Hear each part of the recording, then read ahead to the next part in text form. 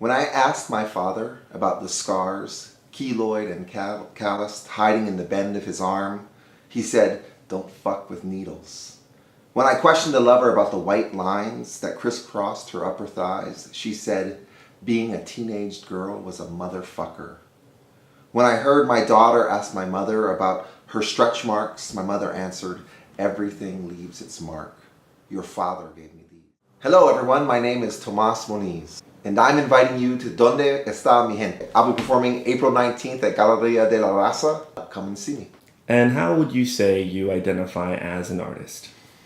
I am multi-genre artist. I write in creative nonfiction, poetry, stories, a novella. I'm going for the trifecta. I want it to actually have a manuscript of poetry published, because I've got a novella, I've got a magazine, I've done zines.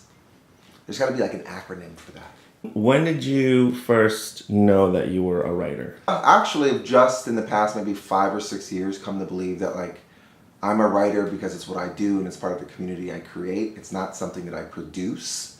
And I really think that liberated me to kind of just relax. It's not about like the end product of things I'm working on. It's kind of about the process of and the sharing with other people and performing and yeah, I feel so much satisfaction in being a writer in that context. When did you first start writing? As soon as my son was born, when I was 20, it was like, what the hell am I supposed to do now? You know, I was writing letters to my dad, who was in jail, and kind of reconnecting with what it meant to be a father. Random question. I ask everybody this. Waffles or pancakes? French toast. Where's the best place in the Bay Area to get French toast? My house. What was your favorite book growing up? I think I enjoyed the Where a Red Fern Grows. It's a story about a dog and hunting in the South. It was random. I just remember like I could tell it was going to end in this tragic way. So I remember shutting the door so my grandma didn't come in, and I let myself cry. But I also used to steal my grandmother's cheesy romance novels and learned a lot about sexuality through them. So I would also shut the door when I read them, you know. Tell us about Rad Dad. So I started writing about parenting, and I was just like, I need help. My son's getting older. I read a lot of zines about just kind of punk rock, anarchism, radical politics, and I was also then in this relationship with this person, and we wanted to kind of support our own growth. And so, how does parenting and this stuff mix? And so, I kind of found my voice through writing about parenting, how to talk about pornography or drug use in ways that are not the same that I was parented in. Like, don't do it, it doesn't work, right? So, so it's an awesome project. It's something I edit, and I ask people to write for it. It's open to people of all genders, all relationships to kids. And it's just really kind of about how we create families that inspire us, and the ones, we want to be anti-racist and anti-sexist and kind of build a just society. How do we do that? And it starts in our homes, So. And where can people learn more about Rad Dad? You should search on the internet for Rad Dad. You can find it, but it's at most bookstores. And right now I'm really pushing the distribution aspect of the magazine because we're in a fundraising drive right now. I want 50 subscribers in all 50 states. We're at like 25 states, so we need 25 more states to subscribe. And what would you tell yourself when you first started writing, if you could do that time machine thing? Don't wait. Famous celebrities that you would make out with, what would happen?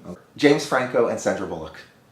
Locked room, bottle of whiskey, 4 hours. 2 hours, all I need. What is your favorite place to go listen to poetry out loud?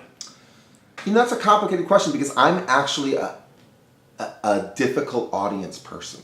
Why? I'm limited in what I'm willing to concentrate on. So I can do anything for an hour. A lot of times these poetry events or reading events tend to go on, for an hour and a half, 2 hours, or have like so many readers that you can't kind of relax and enjoy them. So I really look for a poetry series or reading series that are, start at a relatively specific time and end at a specific time.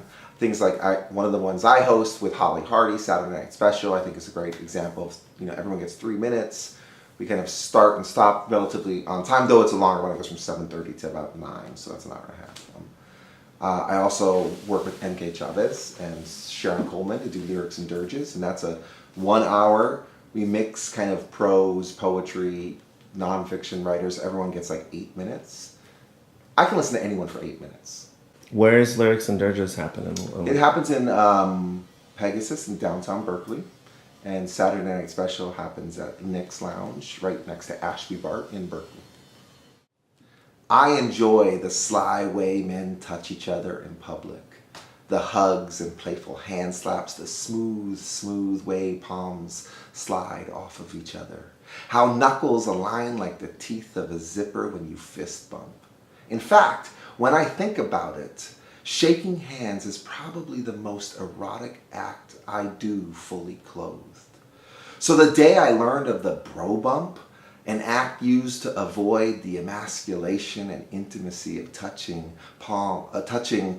palms and fingers of other men, I vowed then and there to greet people by placing my hand in theirs and then wrapping my other hand around it like a hug, like a warm blanket, like safety, like I could hold the whole world in the